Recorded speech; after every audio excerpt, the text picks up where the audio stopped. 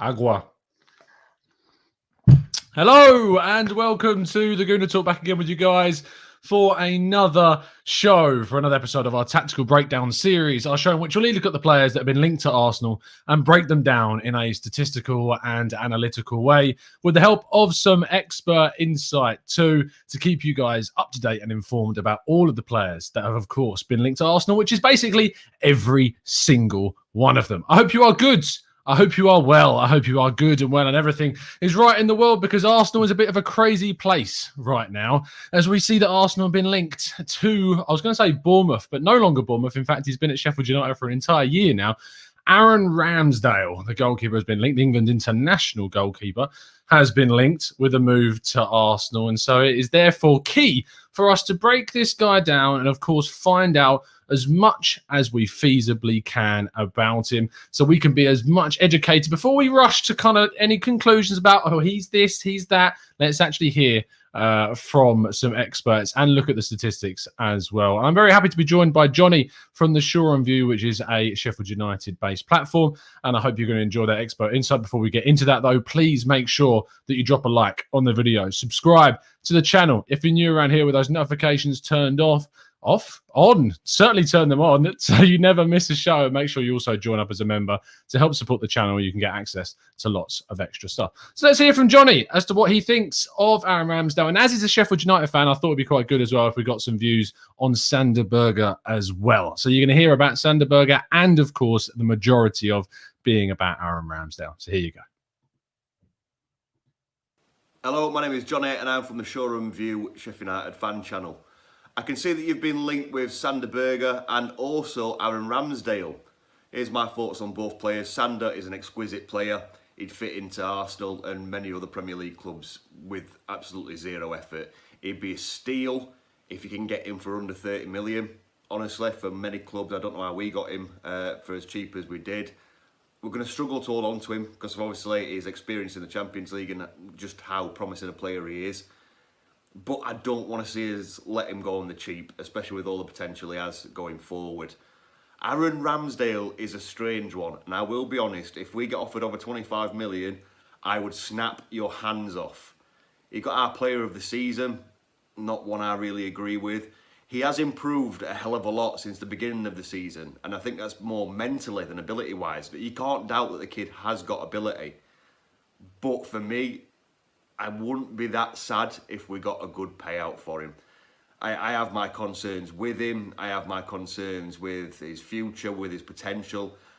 I think maybe what United need now is a better keeper. Can Arsenal do better? On current form and current ability, yes, probably.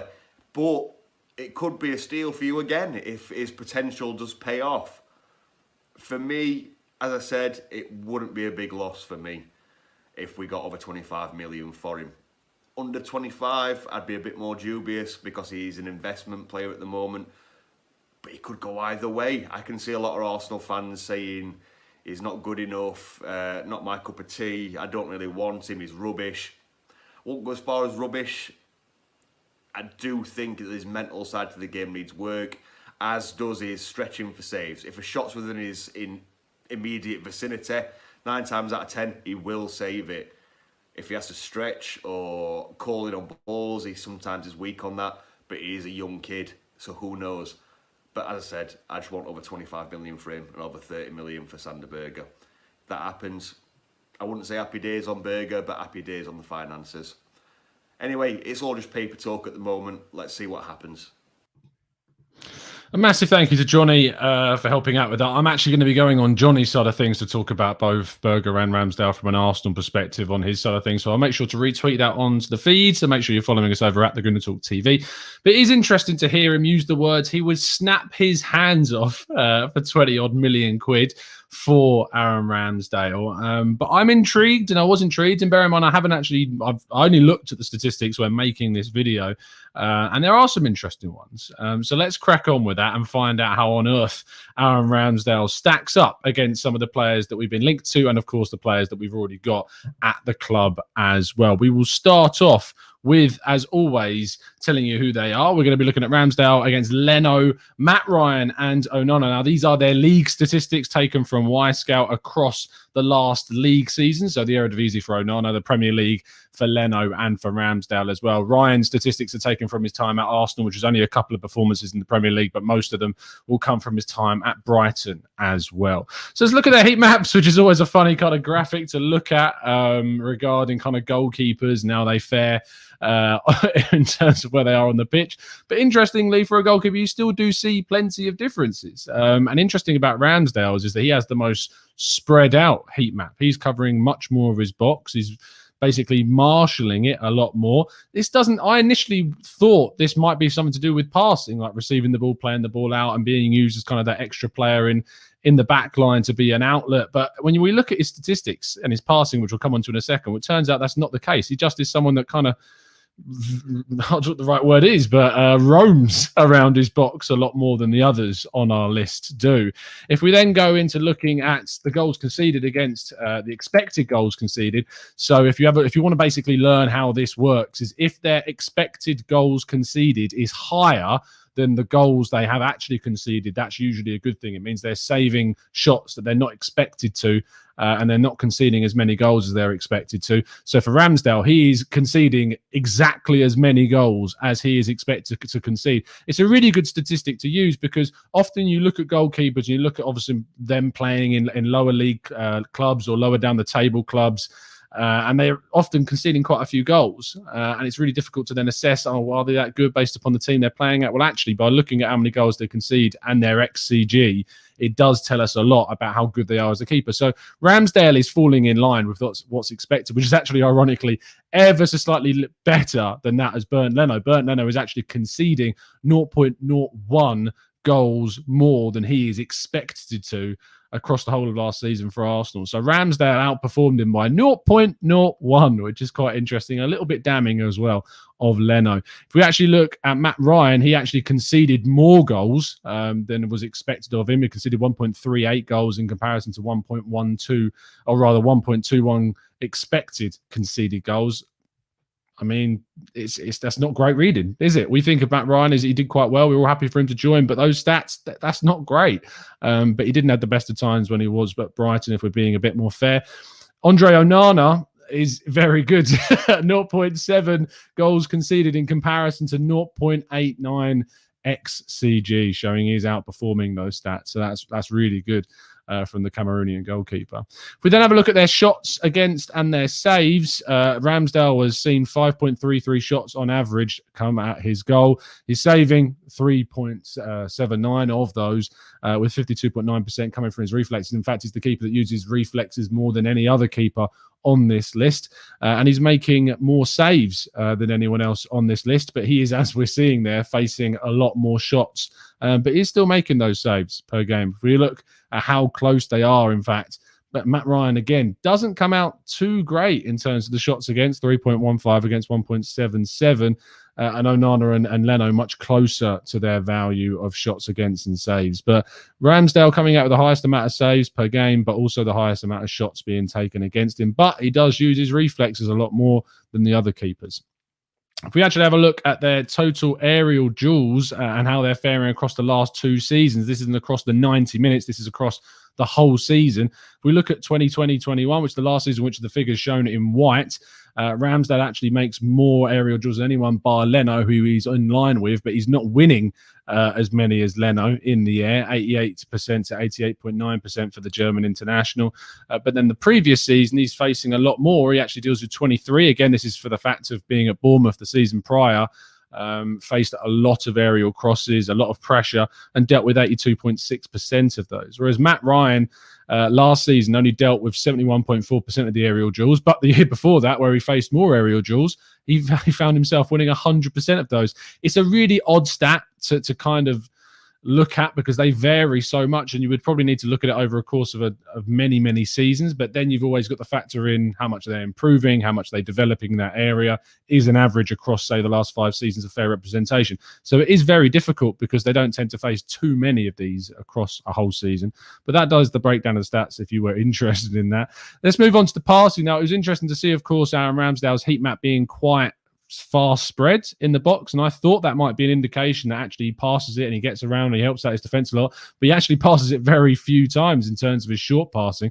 5.7 short passes being made per game. He is accurate with them at 99.1%, as you'd expect from your goalkeepers, but nowhere near as in the game as, say, Leno and Ryan and Onana, who are all averaging well over 17 times per game, which is more than 3 times the amount of short passes that Ramsdale is making. If we have a look at the long passes, this is what he tends to do to relieve pressure from Sheffield United or Bournemouth. He's told to kick it long. Now, isn't it interesting how many times we have asked and we've been calling for Bernd Leno for kick the ball longer, and yet that is tend to be what the lower teams down the table are doing, is getting their keepers to kick the ball much further. Although saying that, you do see Onana with an 8.62, which is more than double that of what Bernd Leno does during a game, and he has the highest accuracy in that, so maybe that's why he has mastered that ability here. Passes into the final third, Ramsdale comes out the highest on this, which actually tells me more that he's pumping it up pitch to a tall forward. Of course, playing for Sheffield United last season, you had the likes of McGoldrick, etc., up top, McBurney, to try and win those aerial duels, and that's where he was mainly kicking the ball, whereas the others don't tend to kick it that far up the pitch. Their long passing tends to go out to, say, the fullback or the wide midfielders in their own half. And that is it of all the statistics that we need to look at for the goalkeepers. So that kind of breaks down everything that we needed to look at for Ramsdale. To give you kind of my closing thoughts on him as a player, 20 million quid is a ridiculous fee. I get that he's an England international now. I get that he is played as the best player for Bournemouth and Sheffield United according to the votes that went in for their player of the seasons over the last 2 years. I get that. But 20 million quid when we can get our starting keeper, Onana, which is the guy that we're in for even like less than half of that price. If 20 mil is the actual price, and I have to say and add the caveat that is only what is saying that he's rated at that, not meaning that he's actually going to go for that, I would be surprised if Arsenal did go and pay that amount of money. Would I be surprised? It's the words. I would be frustrated if Arsenal went and paid that much when we have other areas of the pitch to really focus on. In fact, unless we are really focusing on spending a lot of money on loads of positions. So he's a backup keeper for Arsenal. He's not of the style that we need. His play on the floor is nowhere near as developed as we need it to be. It's not as consistent and not as frequent as the other players like Ryan and Leno and Onana already. And I think that this is a really odd link to have been made, and I'm not sure it's the right one for Arsenal. Mint says we should offer Villa 25 million for Martinez, and no, I didn't miss the M off Martin. I think, yeah, £25, fair enough. I completely skipped over that. I take the mick completely of Aston Villa for what they did for Emile Smith Rowe. Why are we linked to Ramsdale, says Oso. Honestly, again, I've tried to work this out. The only way I can make sense of this deal really is the fact that he is homegrown and that he is a player that will add to that quota, and that he's an okay keeper. Like, he's not terrible. He's not rubbish or bad, as people have been describing him. He's not. He's a decent goalkeeper with potential, but he's just not. It's not the right profile for a backup if that's what we're going for. He's the price that he costs, and I understand why they're basically trying to sell him for that much. Being an England international, being a starting Premier League keeper across the last 2 seasons, it makes complete sense that they're trying to get 20 million odd quid, but it's just not economically worth it for Arsenal to go in for a backup keeper unless they've got it in their heads that this is going to be a starting situation, which would really surprise me. I mean, if he comes to the Arsenal, of course, I'll back him 100% and I wish him to succeed. I just can't get my head around this as a real, genuine option. It makes no sense to me whatsoever. Coca Water Tactical Breakdown says Sahil. Oh, Jesus. If you haven't seen the video to this video, please do go and scroll back and see it. Mr. Joe Kerr says, I don't see any net gain to signing him, and especially for the excess fees suggested, are there no more credible, cost-effective homegrown number 2s available? And I see the point of going for a homegrown goalkeeper. I think it's important that Arsenal go for a homegrown goalkeeper just to fill that, so we don't have to fill up an extra non-homegrown player in that slot. But surely there are other players out there, other goalkeepers out there that Arsenal could go for.